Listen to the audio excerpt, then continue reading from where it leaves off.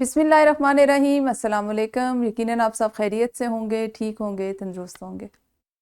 आप जानते हैं इस वक्त हम पढ़ते हैं उर्दू 11वीं जमात। मैं हूँ आपकी मुअल्लिमा अक्सा जाहिद अकबर, और हमने अपने दरसी किताब के चौथे सबक का आगाज़ कर रखा है। आप सब उसके उन्वान से वाकिफ़ हैं। अफसाना है वो, सिनफ़े अदब में अगर हम उसको देखें तो वो एक अफसाना है, और उन्वान है उसका नया कानून। अच्छा जी, जिस सलाहियत पे हम काम कर रहे हैं वो है सुनना और बोलना से मुतल्लिक।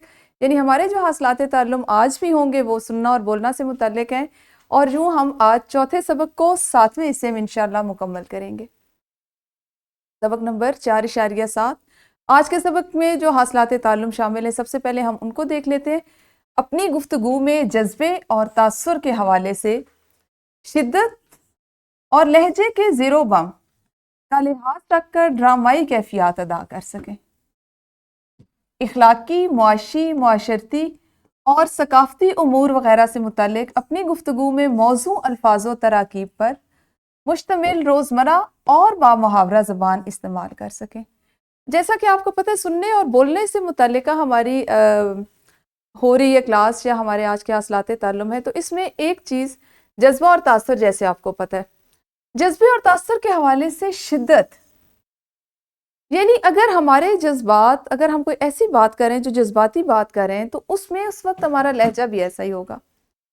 और अगर मैं इसको देखूं तो ख़ास तौर पे इस तरह की जो चीज़ें, उनकी मश्क हम किस वक्त करते हैं, जब हम कोई स्कूल में, क्लास में कोई ड्रामा कर रहे होते हैं, कोई कहानी, कोई मुकालमाती जो नावल है या ड्रामा है या अफसाना है, उसको पढ़ रहे होते हैं, तो उस वक्त हमारे अल्फाज का जो उतार चढ़ाव है, जो हमारा लहजा है, जो उसका उसकी शिद्दत है, कहाँ उसको नर्म करना है, वो उसके मुकालमों के मुताबिक होना चाहिए। एक चीज़ ये सीखेंगे। दूसरा होगा हमारे पास इखलाकी, मुआशी, मुआशरती और सकाफ़ती उमूर वगैरह से मुतल्लिक जब भी आपको, जैसे क्लास में हम कहते हैं ये ग्रुप डिस्कशंस होती हैं, हम उसको ग्रोही सरगर्मियों में जो डिस्कशंस करते हैं, उसमें आपने ये देखना है कि आपको अगर कोई मौजू दिया जाता है, या एक जनरली हम बात करते हैं, जैसे कि कल हमने उस ड्रामे पे बात की, उडारी पे, आज अगर मैं आपसे ये कहूँ कि उस पर मुझे अपनी राय दें, उस पर हम तबसरा करेंगे, तो उस बात के दौरान में आपने जो गुफ्तगू करनी है, उसमें ज़्यादा से ज़्यादा ऐसे अल्फाज तराकीब इस्तेमाल हों जो नए हों, अच्छे रोज़मर्रा में बात करें, अच्छी मतलब ज़बान। एक होते, कल मुझसे किसी ने मुझसे एक सवाल पूछा, बड़ा अच्छा वो मुझे लगा, कि हम बोल चाल में आम तौर पे उर्दू के जो कवायद हैं उनको नज़रअंदाज करते हैं।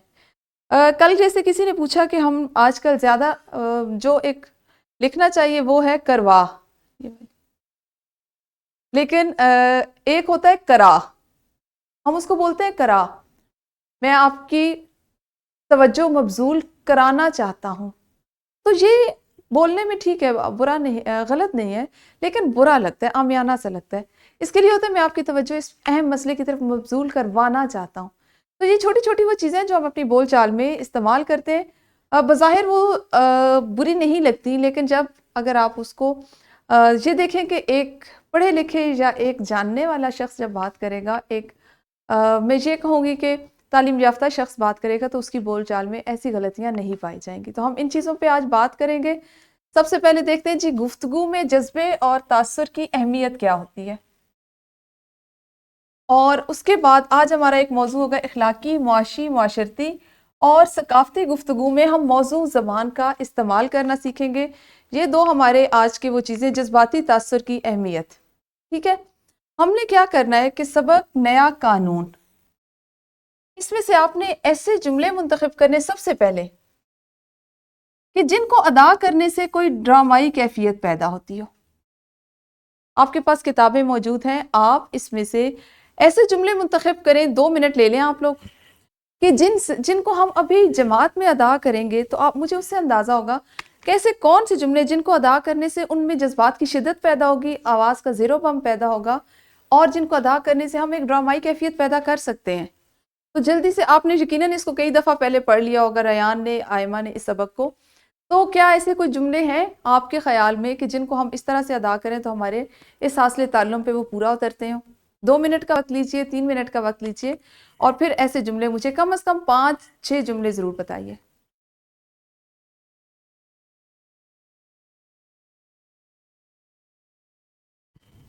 ہاں جی، آپ لوگوں نے پڑھ لیا؟ ریان؟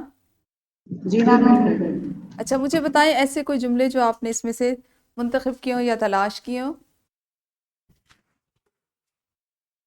میم یہ ایک جملہ ہے، مارواڑیوں کو ان کے ٹھکانے پہنچا کر اس نے اناج علی میں دینوں حلوائی کی دکان پر حد سیر وہی کی لسی پی کر ایک بڑی ریکارڈ لی اور بچوں کو گفتگو میں دبا کر ان کو چوستے ہوئے ایسے ہی بلند آواز میں کہا، حد تیری ایسی ہاں کی ایسی ہاں تیسی۔ اس کو ہم کس طرح سے ادا کریں گے کہ جس سے آپ کو یہ اندازہ ہو یا آپ کی ادائی ایسی ہو کہ اس سے ڈرامائی کیفیت پیدا ہو سکے؟ اب آپ نے ریان اپنے ذہن میں یہ رکھنا ہے کہ جس طرح ہم ایکٹ کرتے ہوئے دیکھتے ہیں تو اس وقت کیا ہوتا ہے کہ الفاظ کے ساتھ ساتھ ایکشنز بھی ویسے ہوتے ہیں۔ اب میں آپ لوگوں کے ایکشنز تو اس وقت نہیں دیکھ سکتی، لیکن ایٹ لیسٹ آپ کی آواز کے اتار چڑھاؤ سے، اس کے زیر و بم سے مجھے یہ پتا چلے کہ آپ نے جو جملہ منتخب کیا وہ کس طرح ادا کیا جائے گا۔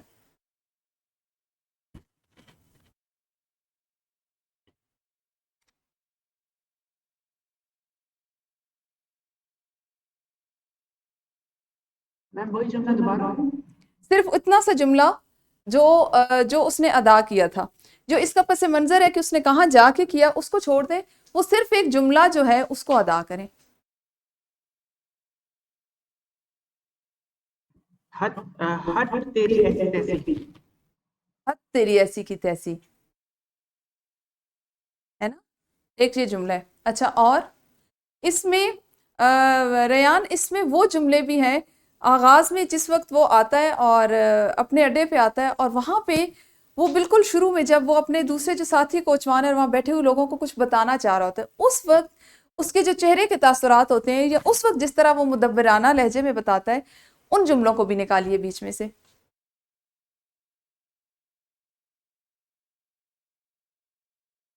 اسی طرح اس میں وہ جملے میم یہ والا جملہ بھی ہاں ہے، جی جی لا لا ہاتھ ادھر ایسی خبر سناؤں گا کہ جی خوش ہو جائے گا، ہاں اس ہاں ہاں کھوپڑی پر بال اگ جائیں گے، اگ آئیں گے۔ یہ والا وہ جملہ ہے کہ جس کو آپ پریکٹیکلی اگر دیکھیں یا آپ اگر اس پہ کو عملاً کریں تو یہ کس طرح سے ہوگا۔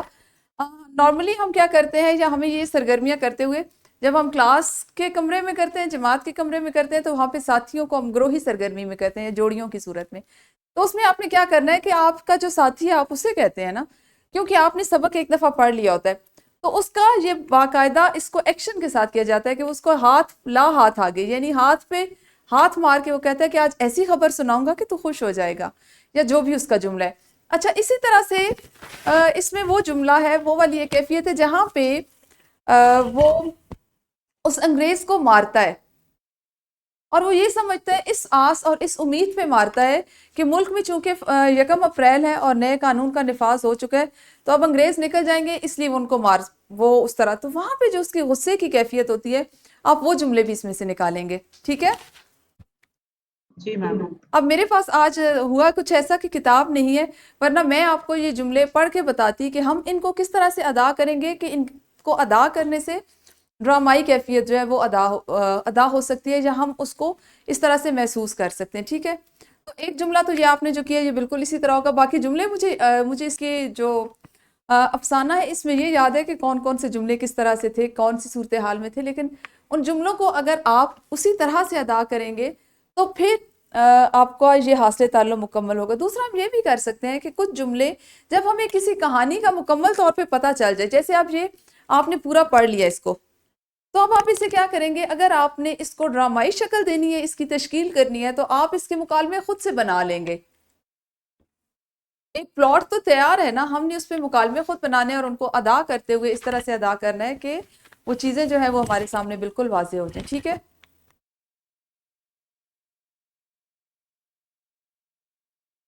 میم یہ ایک جملہ ہے، ہاں وہ جی دن گزر بتائیں۔ گئے جب خلیل ہاں خان فاختہ اڑایا کرتے وہ تھے، دن اب گزر نیا گئے، قانون ہے میاں نیا قانون۔ ہاں وہ دن گزر گئے جب خلیل خان فاختہ اڑایا کرتے تھے، اب نیا قانون ہے میاں نیا قانون۔ تو دیکھیں کہ اس سے ادا کرنے سے ہی آپ کے جو الفاظ ہیں وہ ان کا تاثر جو ہے وہ بدل جاتا ہے، ٹھیک ہے؟ اچھا یہ ہم نے کیا، اس سے اثر کیا ہوتا ہے، جذباتی تاثر کی اہمیت کیا ہے کہ اس سے جب ہم اس طرح کے جملے ادا کرتے ہیں، آپ فرض کریں آپ اپنے جماعت کے کمرے میں اور جوڑیوں میں آپ یہ کر باقی کلاس آپ کو سن رہی ہے، تو اس سے کیا ہوگا کہ گفتگو میں جب آپ کے کسی جذبے کا اظہار ہوگا تو اس سے سامعین پر اثر پڑے گا. آپ خود سوچیں ریان یا باقی بچے کہ اگر ہم عام لہجے میں گفتگو کریں گے اس کا تاثر کیا ہوگا, اور جب ہم اپنی گفتگو میں جذبات کو شامل کرتے ہوئے اس کے مطابق اپنی آواز کو, اپنے لہجے کا اتار چڑھاؤ رکھیں گے تو اس سے سامعین پر کیا اثر ہوگا؟ کون سی بات زیادہ اثر کرے گی؟ جس میں اپنے وہ تاثر ہوگا, جس میں تاثر ہوگا. زیر و بم اور آواز کے اتار چڑھاؤ سے گفتگو کی مؤثر ترسیل ہوتی ہے, یعنی وہ اچھے انداز میں دوسروں تک پہنچتی ہے, یا آپ یہ کہہ لیں کہ وہ مثبت انداز میں پہنچتی ہے, مؤثر انداز میں پہنچتی ہے. اور جو سننے والا ہوتا ہے, جو سامع ہوتا ہے, وہ نہ صرف اس کو سنتا ہے بلکہ اس پہ سوچتا بھی ہے, اور اگر وہ اس کے مطلب کی بات ہو تو اس پر غور بھی کرتا ہے, اس کو سمجھتا بھی ہے. ٹھیک ہے جی. اور ڈرامائی کیفیت میں اگر ہم اظہار کرتے ہیں تو اس میں سب سے زیادہ یہ ہوتا ہے کہ تجسس کا عنصر زیادہ پیدا ہوتا چلا جاتا ہے.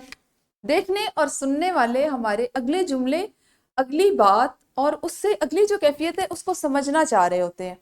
تو یہ وہ چیز ہوتی ہے کہ ہمارے پاس, اگر ہم فرض کر لیں یہی جو ایک افسانہ ہے نیا قانون, اس کو مکالماتی انداز میں کرتے ہیں, تو ہم کیا کریں گے کہ اس ڈرامے کے کچھ مکالمے خود بنا لیں گے, اور اس کے بعد ہاں یہ بھی عین ممکن ہے کہ ہم اس میں تھوڑی سی رد و بدل کر لیں, لیکن جب ہم ان کو مکالموں کو اپنے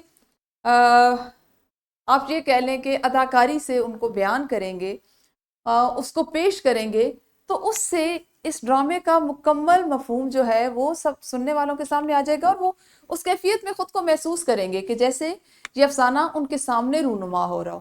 ٹھیک ہے, تو اس لیے ہم اپنے اس میں جذباتی تاثر کی ہماری گفتگو میں یا بول چال میں اہمیت ہوتی ہے. اچھا جی, گفتگو میں اظہار, زیر و بم کا اظہار, اس پہ ہم ایک سرگرمی کر لیتے ہیں. آپ کے سامنے ایک جملہ لکھا ہوا ہے, اس ایک جملے کو آپ نے 3 طرح سے ادا کرنا ہے.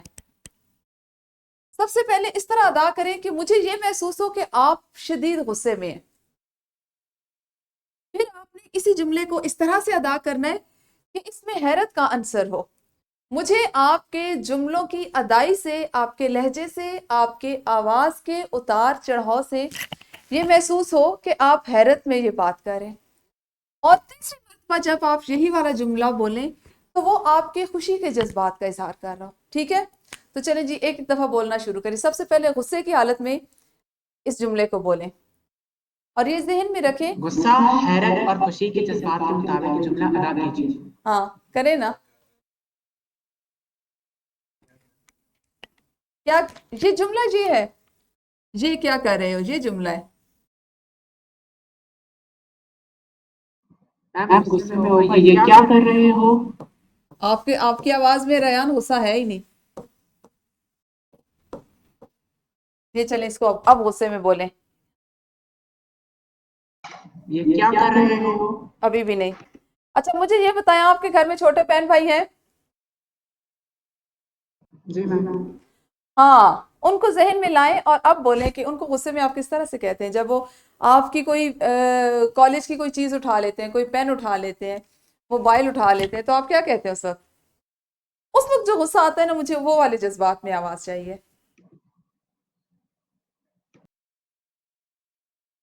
یہ کیا کر رہے ہو. آپ تو اتنے سافٹ سپوکن ہے, یہ کیسے آپ غصہ دکھا رہے ہیں؟ زمیت آپ بولیں, یہ کیا کر رہے ہو. یوں بولیں گے ہم اس کو, یہ کیا کر رہے ہو, ہے نا. اب مجھے یہ بتائیں, آپ لوگوں کے جملے میں غصہ تھا یا میرے جملے میں غصہ تھا؟ میرے میرے میں اس لیے تھا کہ میں آپ لوگوں سے کہہ رہی ہوں کہ یہ کیا کر رہے ہو. ٹھیک ہے.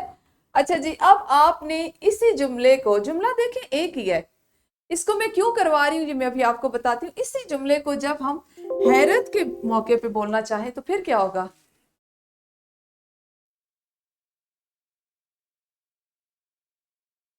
حیرت کے موقع پہ کس طرح سے ادا کیا جائے گا؟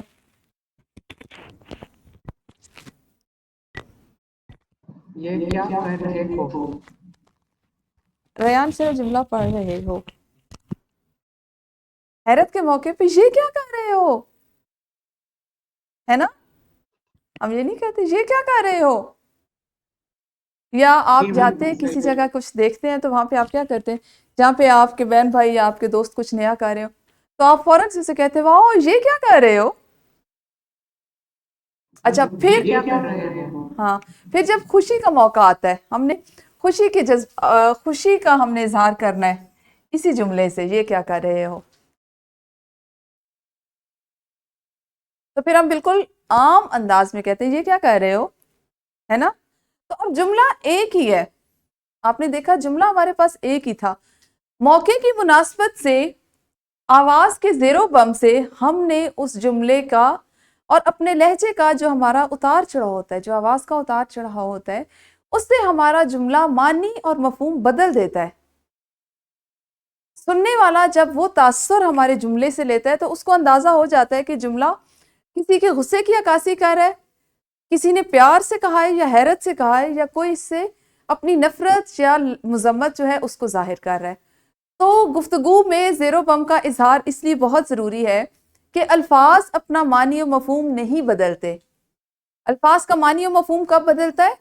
جب ہمارے لہجے کا تاثر بدلتا ہے، جب ہماری آواز، ہماری جسمانی حرکات و سکنات اس کے مطابق ہوتی ہیں تو الفاظ اپنا معنی و مفہوم، اپنی جو تاثر ہے، اپنی جو سچویشن ہے اس کو بدل دیتے ہیں. اور اس ایک سادہ سے جملے سے آپ کو اندازہ ہوا کہ وہ کیا ہوتا ہے. ہم عام طور پہ ایک جملہ بولتے ہیں نا، وہ جملہ بولا جاتا ہے علامات اوقاف کے لیے. ویسے اس وقت میرے ذہن میں آیا تو میں آپ کو وہ لکھ کے بتاتی ہوں، آپ اس کو ادا کریں گے تو وہ دیکھیں کہ ہمارے جملے کس طرح بدل جاتے ہیں.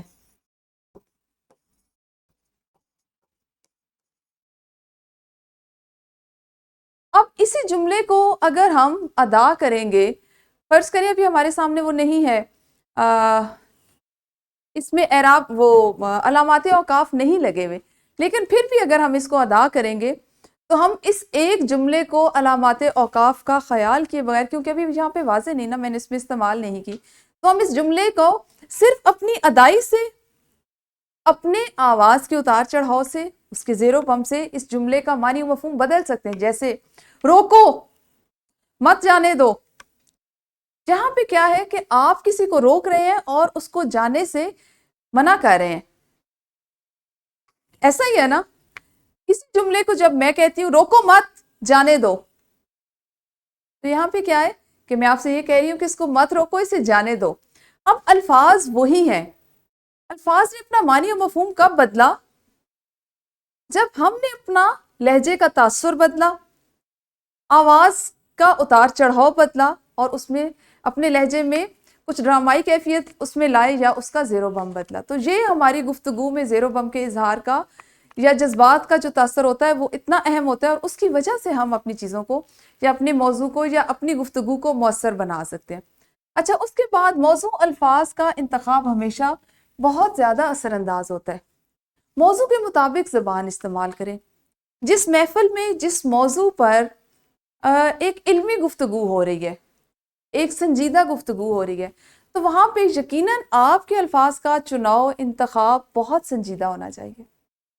اور کوئی ایسی محفل ہو، کوئی ایسا موضوع ہو جس میں مزاحیہ موضوع چل رہا ہو، تو وہاں پہ آپ کا لہجہ، آپ کا تاثر، اس کے ساتھ ساتھ آپ کے الفاظ بھی ایسے ہوں کہ جو مزاح کا عنصر پیدا کرتے ہوں، جن سے ہنسی کا اور ماحول میں خوشگواریت کا احساس پیدا ہو.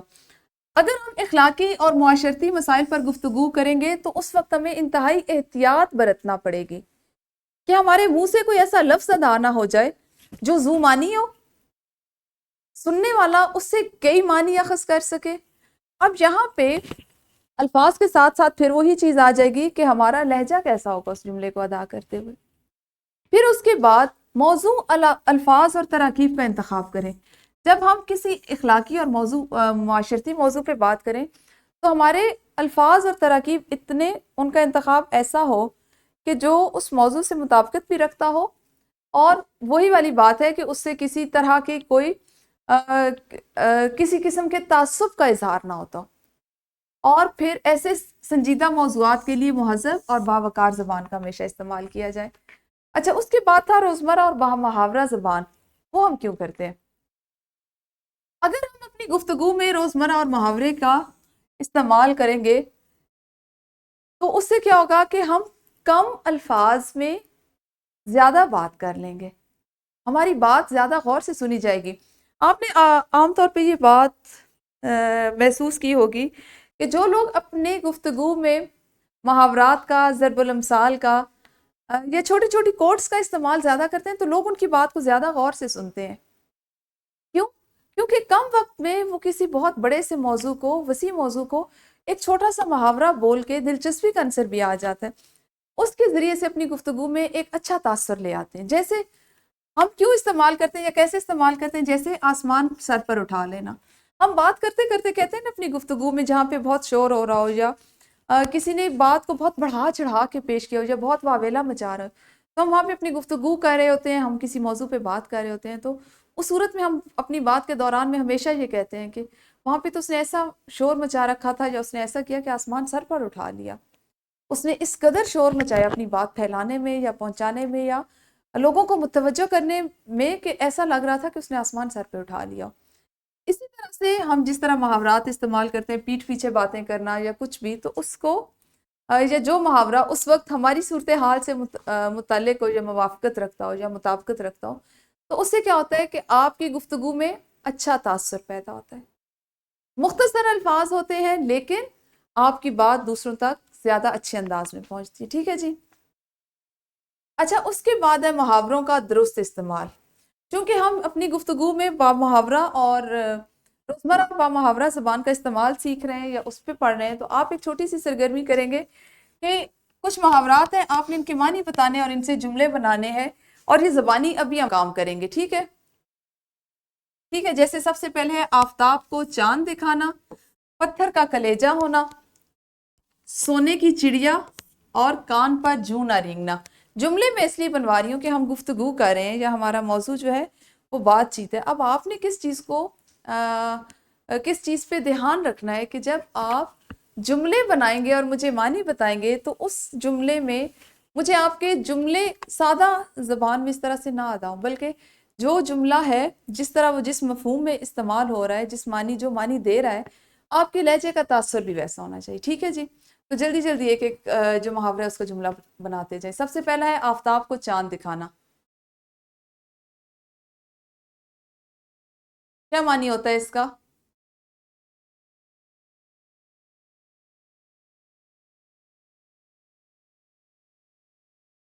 آئمہ، آپ کو پتہ ہے آفتاب کو چاند دکھانا کا کیا معنی ہے؟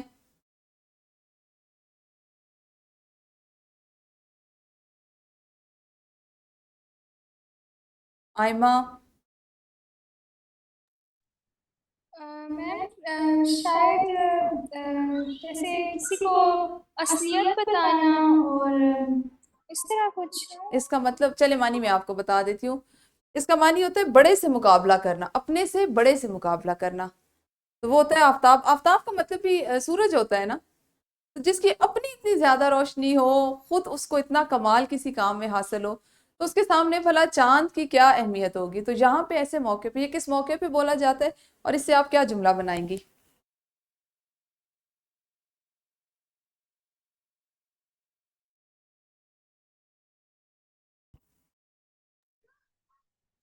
آفتاب کو چاند دکھانے سے کبھی کامیابی حاصل نہیں ہوتی، ہمیشہ نقصان اٹھانا پڑتا ہے۔ آپ یہ اس کو ذہن میں رکھیں آئمہ کہ ہم یہاں پہ کسی بہت باہنر شخص کی مثال لے سکتے ہیں جس کے سامنے اس کا شاگرد یا اس سے کم ہنرمند یا وہ شخص اس طرح سے بات کرے، تو ایسے موقع پہ یہ جملہ بولا جاتا ہے، یعنی بڑے سے مقابلہ کرنا۔ اس کا معنی یہ ہے۔ اس حساب سے کوئی جملہ بنائیے۔